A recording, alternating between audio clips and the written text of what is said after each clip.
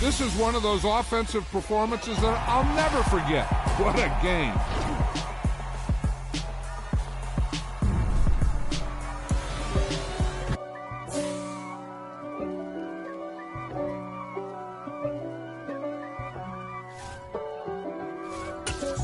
If God for me, who could be against me? I guess all the that's against me. They the ones stirring up the conflict. This is a special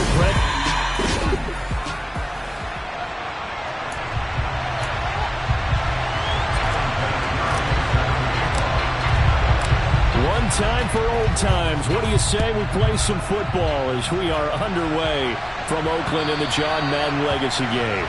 And that one will bounce out of the back of the end zone, so we will start here at the 25. So it's the NFC stars who will get the ball first. And, Charles, as we alluded to, we've got a different era of coach on each sideline. So the man coaching this NFC squad, we'll call him Young John Madden. This is a coach who was trying to establish a foothold in the NFL and on the cusp of doing it very successfully. Yeah, you think back to that period, those early days as the coach of the Raiders, the late 60s in the AFL, and then in the NFL in the early 70s. Coach was a guy who was ahead of his time. The Raiders were one of the first teams to have mini camps, one of the first to film practice, because he wanted to practice coaching as much as he could. And his teams, they were successful right from the start of his head coaching tenure.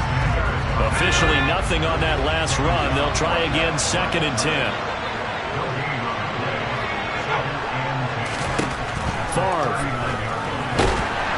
Pressure, and the AFC gets to him for the sack.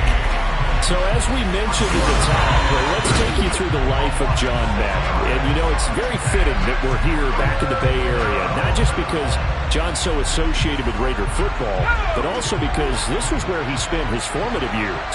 Yeah, he grew up over Daly City with his buddy John Robinson, who would also become an NFL head coach. And he played his high school ball at Jefferson High, eventually wound up playing tackle at the University of Oregon, and later Cal Poly San Luis Obispo. Played well enough that in 1958, he was a 21st round draft pick of the Philadelphia Eagles. That's right, the draft had 30 rounds then. Wishnowski on to punt as he sends this one away.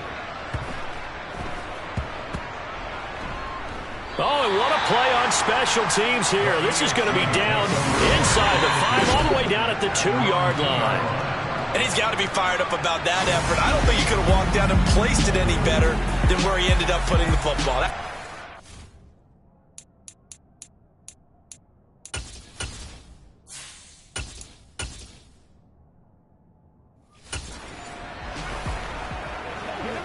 So, Charles, as mentioned, we've got another Coach Madden over here on the AFC sideline. And, of course, his Raiders, members of the AFC West. So this is a conference he battled in for his entire career. And you think about the landscape of the NFL as he was getting into the back half of his tenure. It was a golden era for coaches. You had Don Shula, Tom Landry, Chuck Noll, Bud Grant. But it was John Madden who had the best winning percentage of them all, CD. 759, the best ever. Brandon, it's hard to believe he could be so successful in a conference with all those great teams. The Steelers won 4 Super Bowls. The Dolphins won 2 and were a mainstay in the playoffs. The Colts were 2. And Mahomes is going to go down in the end zone, and that is going to be a safety. Well, we thought these two defenses, they might come to play. One has already come to play here, a safety for the opening points of the game. Brandon, let's file this play away, because if it turns out to be a tight game, who knows? This could wind up being the difference. The NFC offense coming out here. And you know, Charles, Coach Madden always said that if he had one drive to win a game, then he had to pick a quarterback.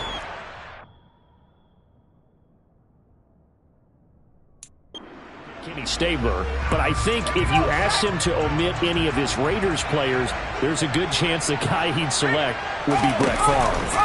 Brett Favre is always smiling. He's always laughing. He's always talking to someone. He remembers that it's a game. And if it's a game, you should have fun.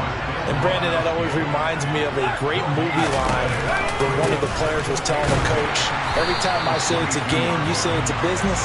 And every time I say it's a business, you say it's a game. With Coach, it was always a game. Charles, you mentioned Coach was a 21st-round draft pick back in 1958, was the Philadelphia Eagles who selected him. But unfortunately for John, knee problems, they just continued to dog him. He was hurt in his first training camp, actually never saw the field as a player in the NFL. But it was still during his time with the Eagles, you and I were talking about this before going on air, that you could start to see the light bulb going on for what his career path might entail.